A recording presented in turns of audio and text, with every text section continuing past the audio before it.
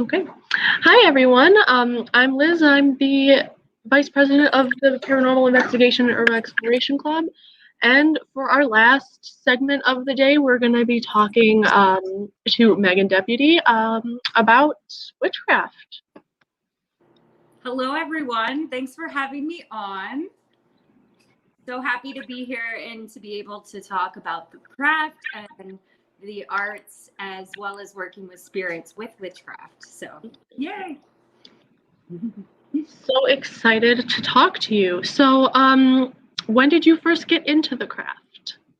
Well, my grandparents were world travelers, as well as they understood the arts of many different cultures. So I was raised with that viewpoint of just loving different cultures and understanding that working with spirits is different in different places, and one isn't necessarily better than the other, and just that's part of us being human, and the beauty of it is the art we leave behind and our stories that we tell through our lives, as well as just what we do. So my grandparents raised me in it. My mother, we always joke, was like, I don't know if you've seen Practical Magic, but she was a Sally. So the spirit world, she was like, no, I just want to be normal. And it was a little bit much for her because we had a couple of very intense run-ins with spirits as a teenager. And so she completely went the opposite path, where I followed my grandmother. And I've been a solitary practitioner since they passed away, and, for many, many years. And then I found in North Carolina, Hadera Laughing Brook, and the community that we call the Village, which is a bunch of different pagans and witches. And she was just so excited to meet me and was very impressed and supportive of my working with spirits and the dead and the others. And so then I finally had like a community that I could talk to as well. But I'm still a solitary practitioner. I've done a few different rituals with witches that I trust and whose magic kind of coincides with mine. But I'm a practitioner of traditional witchcraft and eclectic as well. So I'm not Wiccan. I do not practice regularly with others. And I'm a big supporter of to each their own, and people might have a different path. And being truest to yourself and your own magic, that's the way to be the strongest in who you're working with. So yeah. Definitely. Okay, so you said that you're not a Wiccan. So how would you describe your practice? Just, would it be more eclectic? Would it be a certain... It is eclectic, based in traditional witchcraft out of, I would say, like Cornwall and Devonshire. Gemma Gary, I love a lot of her works and teaching and the way she crafts. So I always say, granny out in the middle of the woods doing a lot of earth magic and speaking with the dead.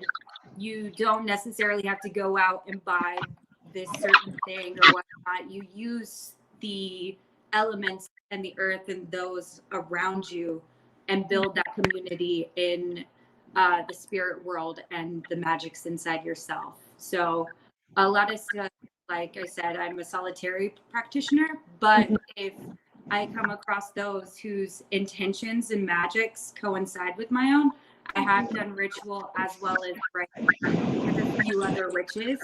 But yeah, I don't have a coven or follow a set of rules. Right. Yeah, and humans tend to be very human, so I don't go around listening to one person specifically what they tell me to do. So yeah. Yeah, definitely. Did you have any questions? You just got it. No, I think she just got it. I know. Not yet. Not yet. Okay. You I'm just gonna let you guys handle Oh, you're just gonna let us do this? Okay. I might have a few questions. So I guess on the more darker side, how do you feel about the stigma around witchcraft? Well, it's been for many years. People fear what they don't know, and a lot of our traditions are like either brought forth from a person's family or within themselves, and a lot of it being witchcraft is a lot of symbolism. So you would use certain ingredients and different acts to symbolize what you're trying to put forth in your magic. So not having that understanding that something represents this can be very scary. Blood magic, for example, that freaks a lot of people out. But you know, Catholicism has that as well. So somebody's used to in that practice. But the stigma just, man, it just comes with the bag, sadly. Like, honestly, I think us just doing things like this and being open and honest about who we are and being understanding too, and not like, oh, it's this question again, or oh, Hollywood's painting us like this. Like, I like love a lot of things about us just being who we are unapologetically and without fear, and just our actions and our words represent us in the best way. And so I'm a big believer of like not holding a lot of hate or any of those intents in it. So yeah, like, I've seen Rosemary's Baby 100,000 times. There's some great Hollywood movies out there that are not necessarily representing witchcraft and these things, and they did definitely add to the satanic panic back in the day. That's where you need to know your history, and you need to know what to say in these things living in the world. So again, I don't necessarily think we need to just have a chip on our shoulder about it. You know, there's so many misunderstandings and stereotypes with even just women or people of different race, and you know, just we gotta be like, listen, man, that's not the case. We're gonna walk the walk and talk the talk, and hopefully one day we'll have that Star Trek like style of life where all different races and cultures, and we can live together and respect individuality. And a lot of witchcraft comes from being oppressed in your history and stuff too. So there is a lot of that mixed in with, and when I'm saying that, I'm saying like, yeah, people backed into a corner and either using witchcraft as protection or through healing, and people looking at it as something super scary. They don't understand it. What are these cunning folk doing? It's like, well, we're healing people. It looks like we're cursing some, but no, we're healing people. Maria like was helping heal people with, I want to say, smallpox in some unorthodox ways, but that's in history. Even the president back then went and saw her. She did a lot of love magic as well.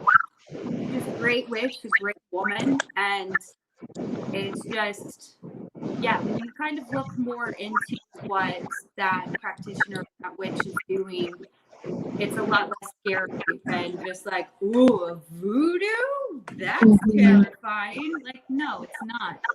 She was an amazing woman with so much intelligence and so much fearlessness. And yeah, I love awesome role models in the witchcraft community like that. Kind of going off that question, have you yourself experienced any negative comments or any negative like maybe you've had things thrown at you because you were a witch. Like, have you experienced any of that kind of stuff? A little bit, but honestly, overall, it's been amazing. Years and years ago, when I like officially publicly on a big scale, so in other words, like online and just working with the ghost finders, we lovingly say came out of the broom closet. So I love that. feel free to use it. I'll pass that on. But yeah, when I officially came out of the broom closet, it was like a lot more, how would you say? There was a lot of support and so many people being like, I saw you do this in ritual and how you just used your breath. I've done that for years and I never knew why. And I didn't know if it was right to do so, but that was my instincts. And thank you for being an awesome role model yourself and being able to be like, yes, like just follow those instincts. If it's right for you, that's what it is. You're not following a recipe book per se. If you are baking cookies for someone you love and you know they like extra cinnamon and more chocolate chips, that's how you should do it in your cooking, in your craft. So, a few negative comments. Again, it's more out of fear, but I don't want to let any anger or anything stay in my heart. Right. I will tell you this story. So years ago, back when I was working at a makeup counter, and I did have somebody who was like, oh, she's a Satanist, blah, blah, blah, and just said a lot of nasty things about me. And I'm like really perky and super like cheerful all the time and was super nice. And I was like, oh man, and it really hurt my feelings because she doesn't even know me. Also, one, Satanists are not even what I'm trying to say. Like that's, you're thinking an occultist of a certain class. You don't even know your insults are wrong. It's so, but I was like, you know what? I'm going to be the nicest damn Satanist that she's ever met. And it took about a year and some months. And like, there was some certain times where I've actually like helped her out immensely when I didn't have to. And after that much time, she came up to me and she was like, Megan, you know, I actually said a lot of these things about you and I just didn't understand you and I'm sorry. Like I was Christian and all of this, but you were actually acting more Christian in my book than I was. Judge me. And there's a passage too, like when you're nice, it's almost like pouring hot coals on someone's head. They're like, what? I don't understand what you're doing. And she apologized to me. And I told her right then and there, I was like, thank you for saying that. That was really brave of you. And I totally forgive you. And I hope going forth, you might, not judge somebody based on something you, don't know, and just because they're different than you or have different beliefs. So that's like a really awesome story that I like to pass along. It takes time, and that could have not happened, but I was in a place where I was like, okay, do I push back and try and get her in trouble for saying this? What would I want to have happen? And I'm really happy with my choices because, yeah, she got to see that true kindness that lives inside me. But yeah, overall, really good. And that's based on us living in this day and age, having the worldwide communication from our internet and technology, having more information available to people. So back in the day, they couldn't do the research like they can now. So yeah, but I'm very happy. I am unapologetically myself for many reasons.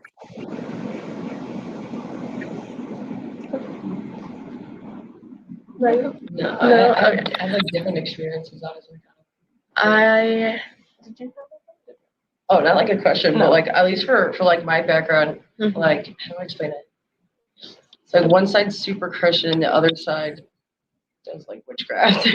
But I remember I used to get called like a Satanist all the time, or like I'd wear like a pentagram. They're like, oh my god, I'm like it's not that. Yeah. Like it's literally not that. Yeah. I would always get, you're going to hell. Why would you do this to your family? Like, all that. And I'm like, my mom's a witch too. Like, I don't know. Like, How to like struggle internally with it because I did because of the religious background. Like I was in that for so long. mhm. So then like I was like, okay, well I feel like I'm gonna go burn in hell now for doing this. But then at the same time, I'm like, but it feels right. Yeah, But it exactly. feels right. Yeah. I feel like we all went through our own like spiritual awakening to get us to the point that we're at, which I needed to do because I wasn't like I wasn't in an oppressed Christian household. We were allowed to do whatever religion we wanted to, but um, for me, I was like, well, like my religion doesn't feel right. Like I feel like I'm not doing what's right for me, and so I kind of had this like dream epiphany thing where all of the gods and goddesses and from all different religions were all in this like white room, and then it just kind of, I woke up and I was like, wait, am I a witch? And then I went and I did some research on that, and I'm still able to like I still believe in the Christian God and Jesus, and so I would call myself a Christian, but that practices with witchcraft in a different sense, which a lot of people frown upon and are like, you're not a real witch if you believe in God. But I feel like that's not entirely true. I don't know. That's a different subject for another time.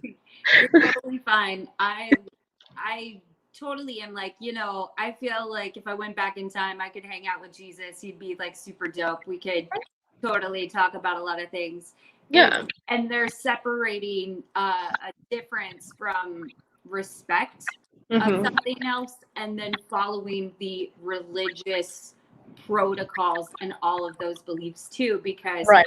even Jesus was like, listen, Pharisees, I know it's Sunday, man, but I'm going to heal this guy because this is the right thing to do.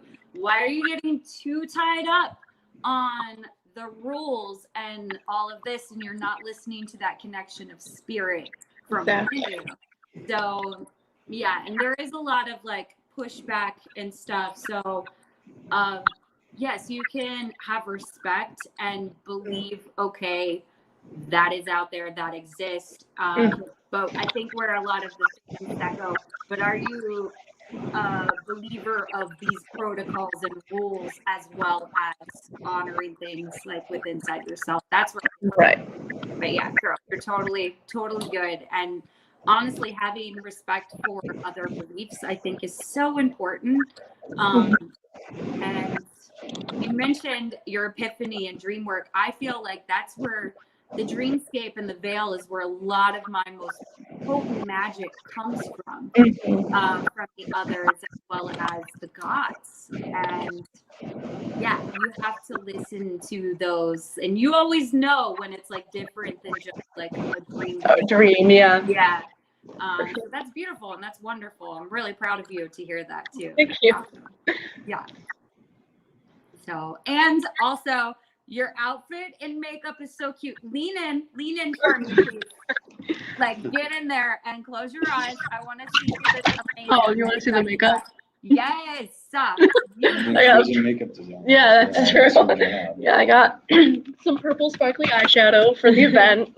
Amazing. I see you. I love it. I love it. Yeah, my day job recently has been working on Are You There, God? It's Me, Margaret, with Kathy Bates and Rachel McAdams are going to be in it. Wow. And it's been amazing. So I've been doing makeup on that, like running background with some amazing artists. Oh, that's so cool. So I definitely respect your makeup game, girl. That's Thank you. But yeah, like, what can I say? Yeah, living in different households of different religions is a big thing. That's what even the movie's about. She has parents who are Jewish as well as Christian, her finding her own religion. And I think a lot of us all have to do that within ourselves and go through that. And it can be even, choosing to be atheist or not believe in anything. But I just think it's important for the person having that truth within themselves and the capability, if they need to stand independently and not follow the bandwagon around them, that only because it's easier. It's really hard, but just know, especially in this day and age, like if you feel inclined to go out and follow or just research anything, try what's right for you. And my biggest bit of advice for anybody is, if anybody's saying you must do this thing, this is the only right way, a word of caution to that tale, because nobody knows for certain anything. You know what I mean? Faith, yes, you can have faith and believe in something, but if someone is saying that they know all and that is the only way and that is completely right, no, they're still human. Okay. So make sure you have that little voice inside your head and check that. Yeah. Oh yeah, for sure. So we do have a question from one of our audience members. It says, hi Megan, do you have any gifts, or are you an empath or anything like that?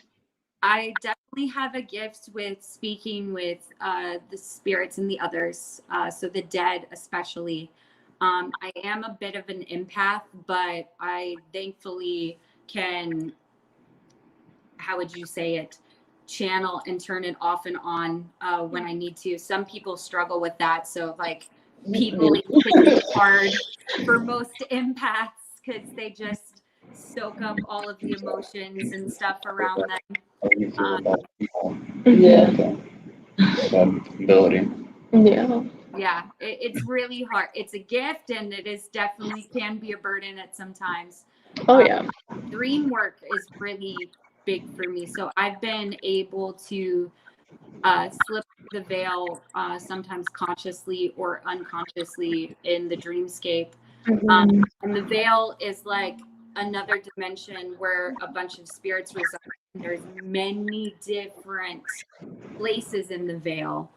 So that would be, I would say, one of my strongest gifts. I also practice lithomancy and a bit of divination, but I don't, I don't full it.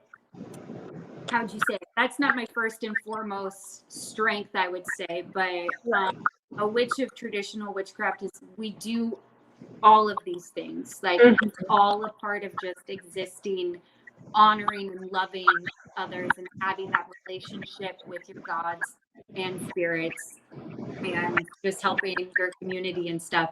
I have a bunch of friends who are amazing at what's the term nowadays? Oh my goodness, green witch or hedge witch. So they are the ones who do a lot of making teas and a lot of plant and herb based things. That's definitely not my strong suit.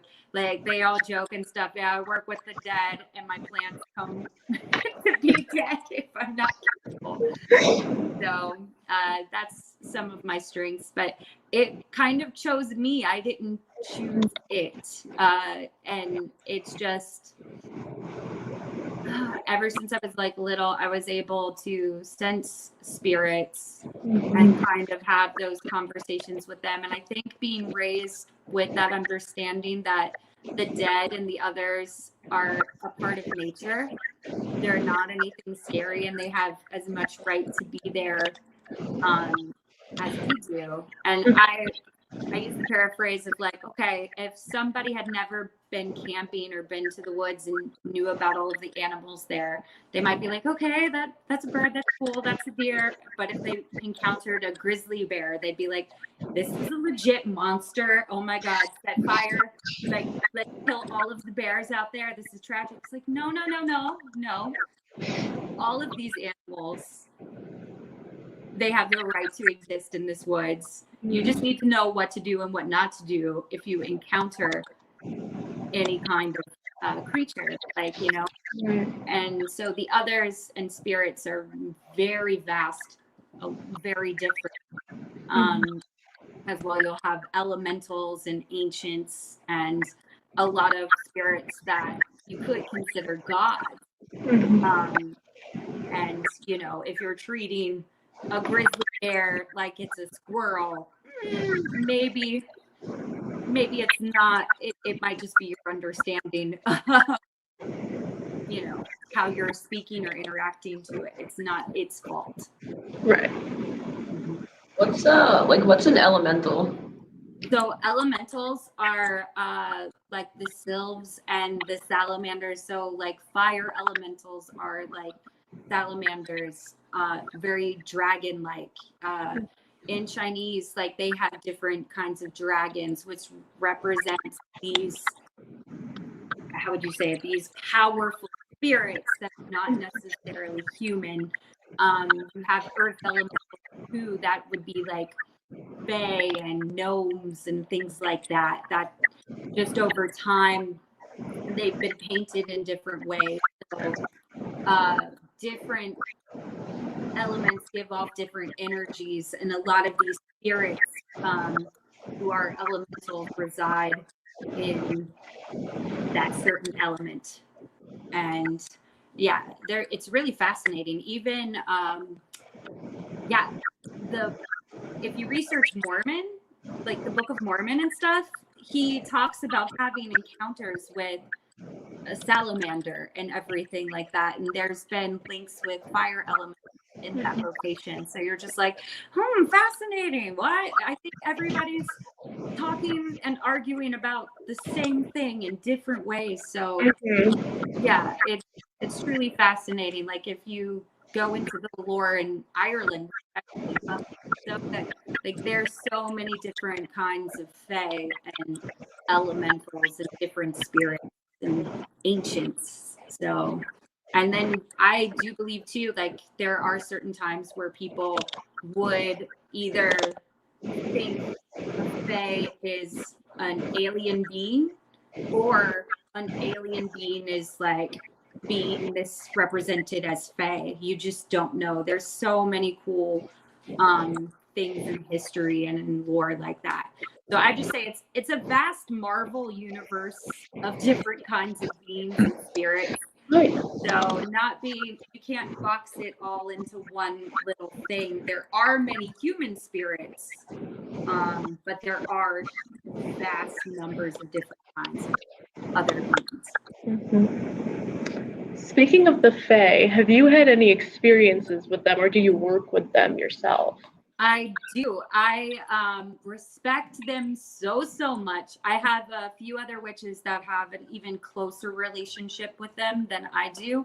I need to send this in to you. I have an amazing picture actually of a fae that it tripped the security system in my friend's house.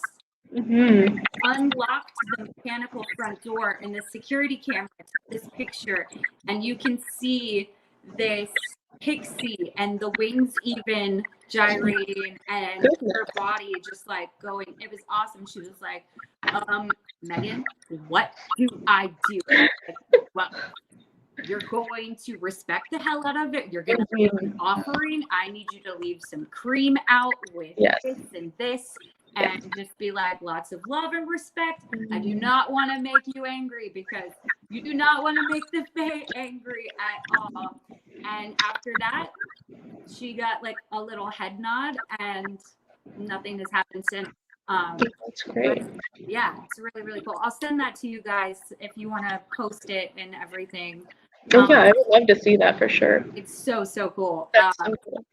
But yeah, like, no, I've encountered them a lot, especially in my youth, growing up in Virginia in the Blue Ridge Mountains.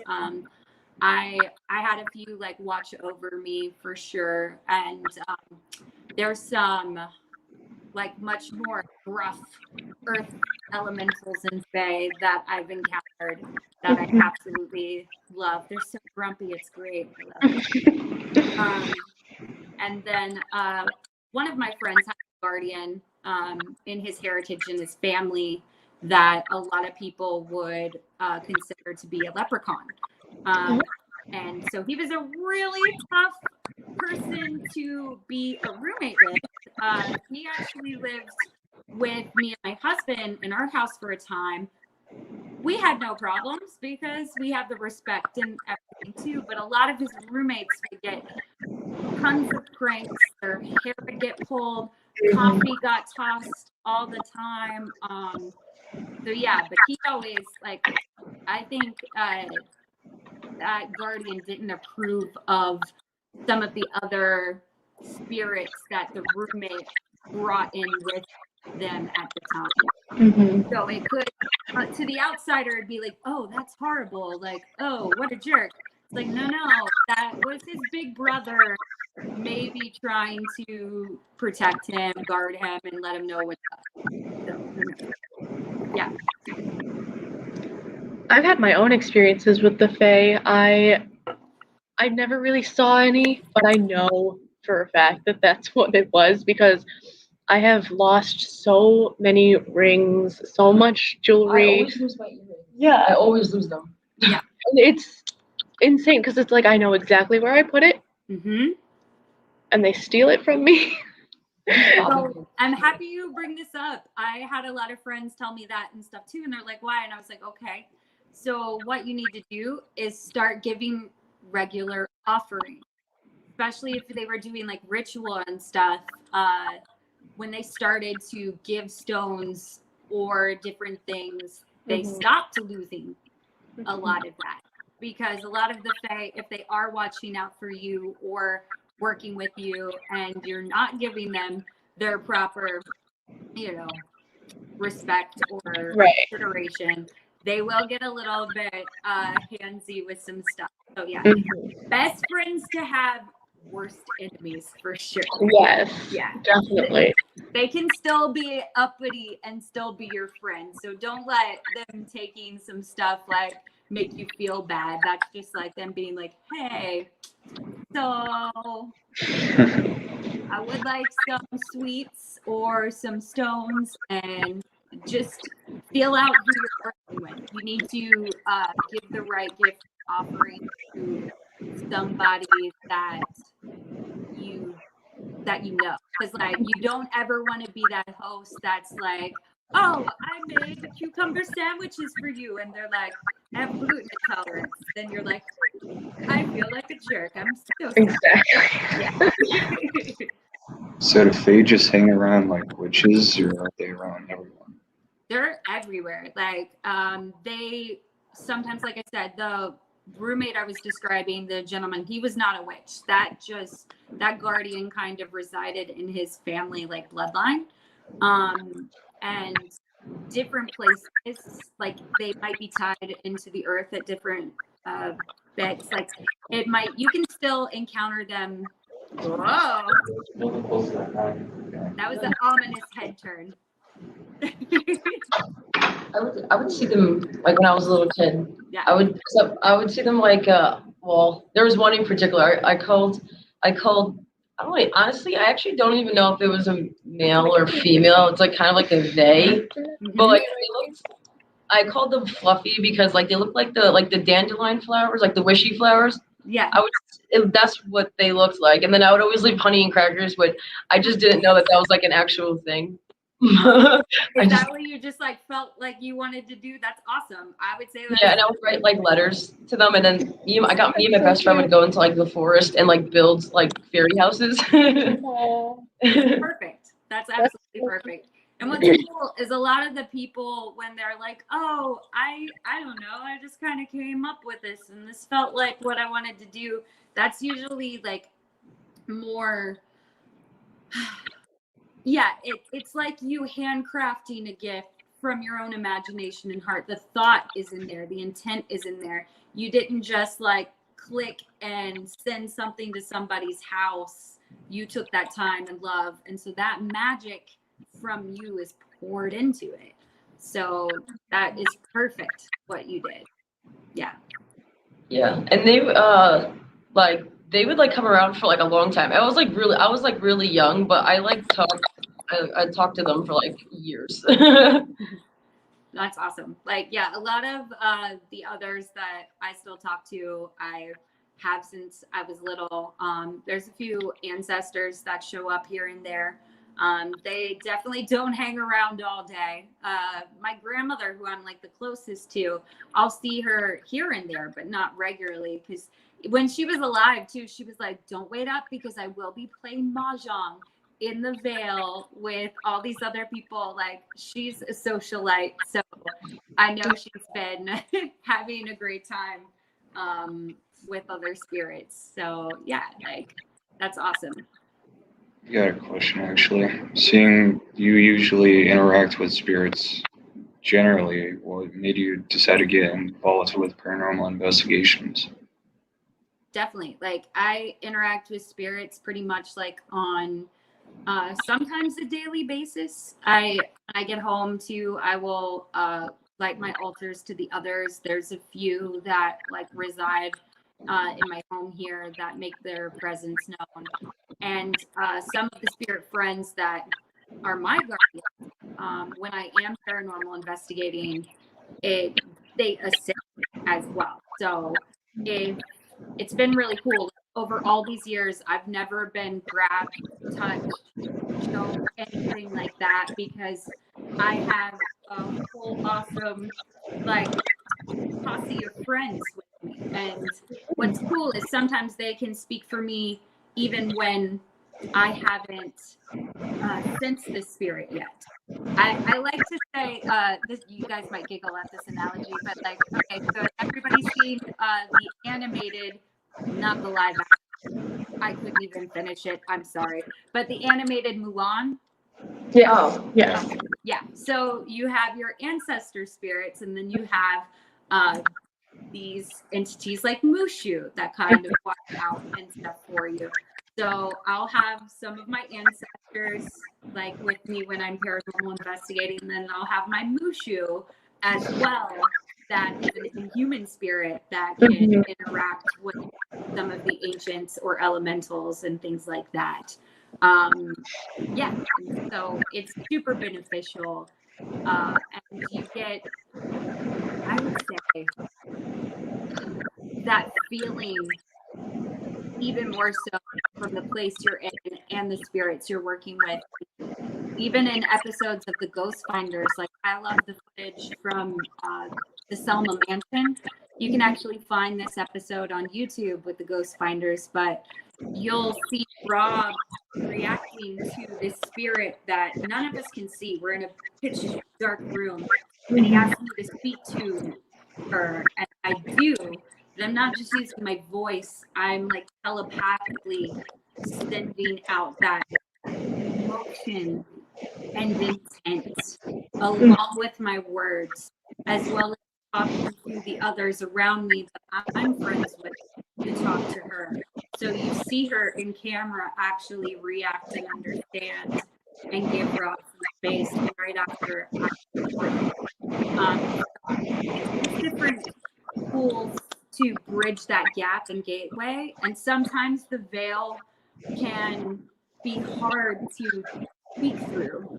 That's why a lot of these energies, they could be in a different place, or again, you'll have different spirits like actually there with you in that same place and time field.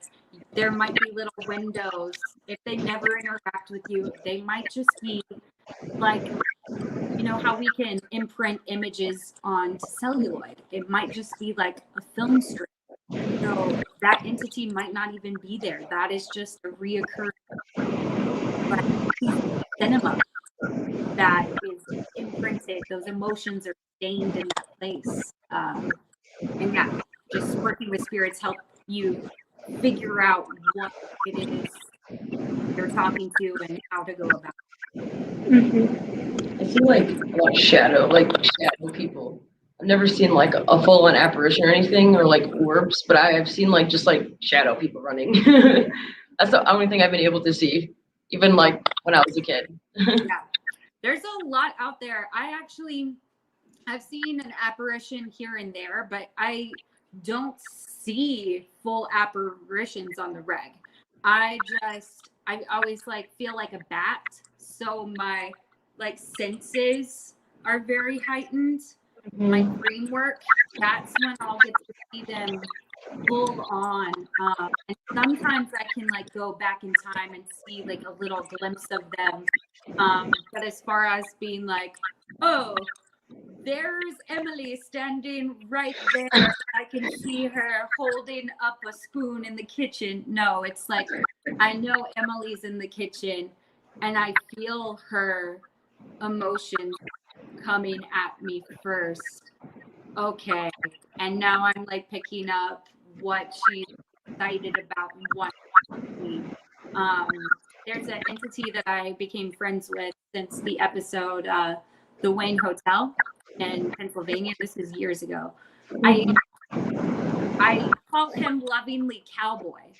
He still hasn't told me his name, but he's become a good friend and guardian spirit for me. He's so funny. Like he makes jokes and stuff all the time.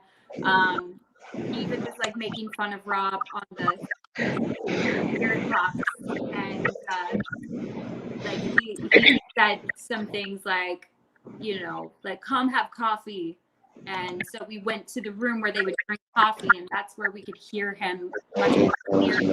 And we were investigating in the rooms of the hotel before that. So no, he's like a friend to me now. And yeah, that all started out from just like a conversation. It's just like you would real people. Like yeah. That's so cool that you said that you feel their emotions, because that's exactly how I communicate with spirits, is just straight through emotions. Like I'll walk into a room and I'll feel the spirit and I'll know what mood they're in and I'll connect to them, and then I'll just feel their emotions, and then I will actually, like, if they're really sad, I'll start crying. Mm-hmm. It's so crazy because I've never met anyone else who communicates through emotions like that. Yeah. Sometimes it's the most, how would you say, honest way of communicating with spirits. And that's why if people are going at paranormal investigation and the emotions that they're having are like, oh man, I just want to go home, but I really want to capture something on camera. They're saying, I'm impatient. I am not really here for anything of what they care about. This is I want.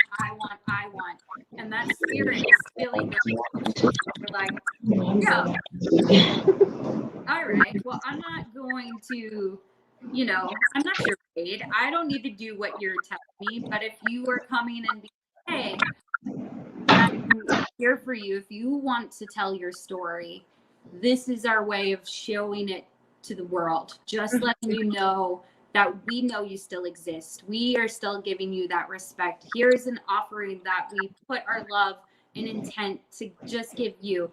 I'm not asking anything back.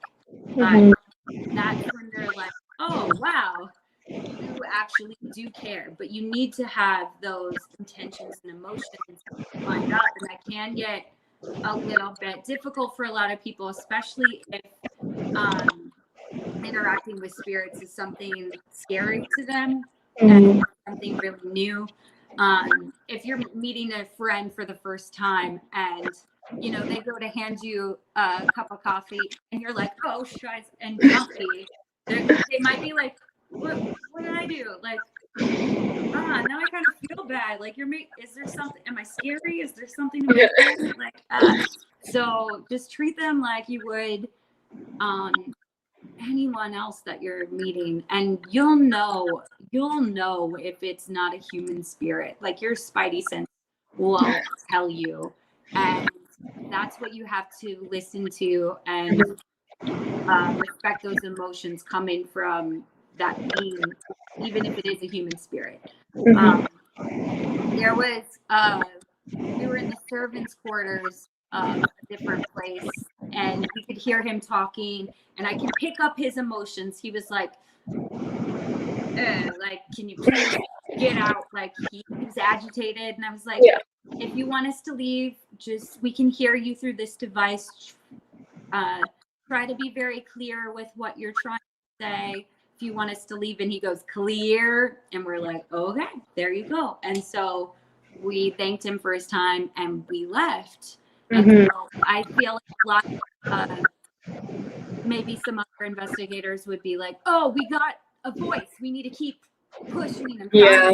it's like, no, like we want to be respectful and be someone that these spirits can, you know, build a relationship with. And after we did that, we had so many other amazing experiences with all the other spirits in the house that did want to talk. Yeah. Yeah, that's definitely important, to respect boundaries and to just listen to the spirits and don't try to aggravate them, don't try to antagonize them, get something out of them kind of thing, which I've had to tell a few people on investigations, be like, the skeptics that are like, oh, I'm going to pick this up. And I'm like, no, don't touch her things because she's going to get really mad. Yeah. And they're like, oh, I'm going to do it now even more so I can get her mad. And I'm like, don't. No. Like, leave the room, please. Right. You want to talk to people regularly that you can actually build a communication and have a conversation with. If someone annoys you, you're going to want to stay away from them. And I think this is perfect. It just pinged into my head to say this. That is, if you want to ask, like, so what does being a witch really entail? The difference between a witch and a magician or an alchemist, a witch has that relationship and love and respect with the spirit world and the magic that resides in oneself as well as in everything around us. Yes. So there's a lot of love and respect there. So we're not doing it just for gain or power or to get something out of it. I am not a witch by the craft that I do. I am a witch by my relationship with the spirit world. And that, yeah, I don't need anything to do that. You don't need all of the tools and practices help you. Yeah, like, you know, ingredients help you bake cookies, right? But like, if you're in the kitchen and you cook with what you have, or just are a loving person and take apples from your backyard and cut them up and gift them to your family member, that still makes you a cook, right? Like, it's I don't know if that analogy works perfectly, but I understand what you're saying. yeah, so you don't feel like you're not a witch just because if you're comparing yourself to others or you're not doing this one particular thing. It's about your relationship with yourself, your magic, and the spirit world. Yeah, I love that, because I do sometimes get that, because, again, I said that I do believe in the Christian God and Jesus, and so a lot of witches gatekeep, and they're like, you can't be a witch if you're not a pagan, you can't be a witch if you are calling yourself a Christian, and it's like, I don't feel like that's what witchcraft is. It's not about what religion you are. Right. And they're coming from a place too of there has been a lot of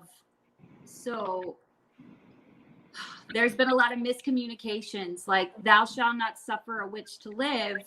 That is a translation over time. The original text was thou shalt not suffer an assassin who kills through the art of giving poison. Right. That is completely different than the umbrella term witch.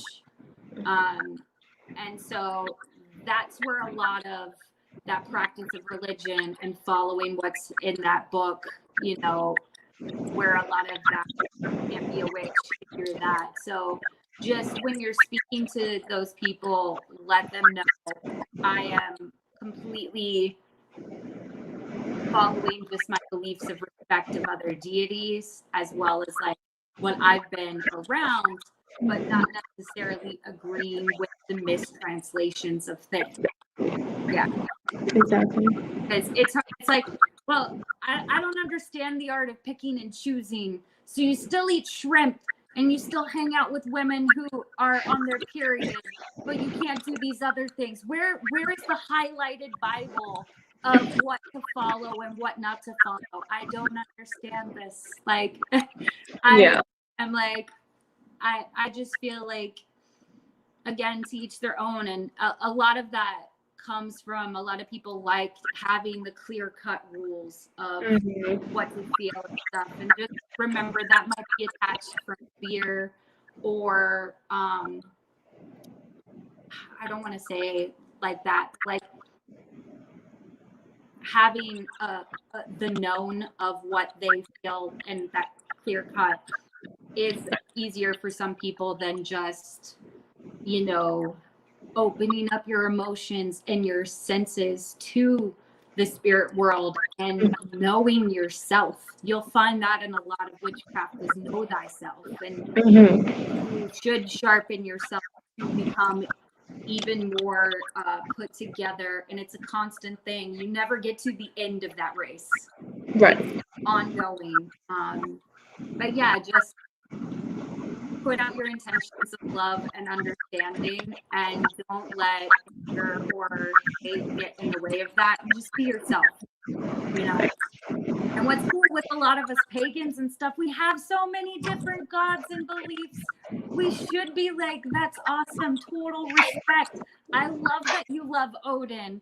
I am totally all about the old one, but I totally love that you love Odin. Like, that's how it should be. It should. Not all like the cool kids club. This isn't high school, guys. Right? Exactly. And if Star Trek was only Vulcans, where would we go? Like, how would we get anywhere? We need some Klingons and Vulcans and all different races just coexisting. That's what I want. I don't want to live in an equilibrium type of society, no matter what it is. Like, you know, I wouldn't want all witches or people to do exactly like me or believe exactly like me. Yeah. Exactly. Yeah.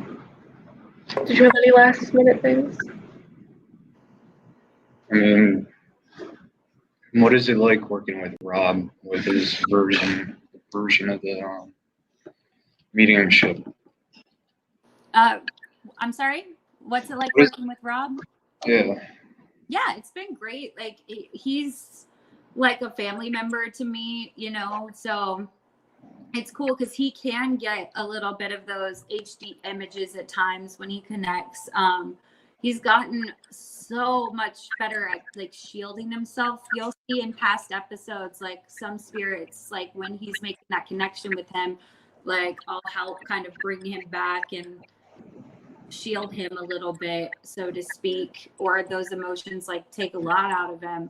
I'm really proud of him for like a lot of the work he's done. But yeah, he's like an older brother to me. Like, we've been doing this together for so long, and Dan is so great. I feel like our team, and Melody too, like our team, all of our emotions are in the right place. We're going in. That's what I love the most. I can trust everybody in my team and my paranormal family, and I know they're on the same page as me. So that's why I feel comfortable speaking for them too in the gifts that I'm offering and stuff, because I trust them. Could I do that for anybody? And like, I don't want anybody to hurt my reputation with spirits. So I wouldn't be able to do ritual and speak for people I don't know. I could only speak for myself if I went in that situation investigating with others. And yeah, like everybody that I've worked with. Nick Groff is amazing as well. Such an his intent and purpose. Love it working with him. So yeah, Rob's fantastic. That's why I've been with the Ghost Finders for so long, and it's been so wonderful working with them, as well as just like, this is what we do. This is what we love to do. I would be doing this off camera. Mhm. On camera. Like, this is who I am. I wake up and I talk and work and coexist with spirits. That's beautiful. I love that. Thank you. We wrap up? Yeah. Okay. Okay, so thank you so much, Megan, for talking with us. This has been so much fun. Yeah. Thank you. And thank you so much for sharing so much as well. I'm so proud of you for being Thank you. unapologetically yourself and carving your own path. And you're adorable as well. Oh, thank you. Everything. And thank you so much, John. You guys are so great. And thank you for your part of opening up that understanding and knowledge with your college and the paranormal group that you guys have. Please reach out anytime. I would love for all of the Ghost Finders maybe to be able to come and join you guys as well. I know That would be awesome. we've been definitely super busy lately, but we love just talking to everybody in the paranormal community. And thank you for all the work that you guys are doing too. So much love and respect to you. Thank you. Thank you so much. So I guess that this will wrap up the college ParaCon. It's been such a great day.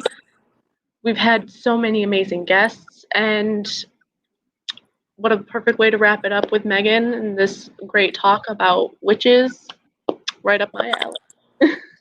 I love it. Feel free to Instagram me anytime, and that goes for any of the viewers. If you have any questions about witchcraft, books, I always recommend Troy Books from the UK.com. That comes like straight from the Museum of Witchcraft, and you'll get some really great grimoires and text and history from Troy Books.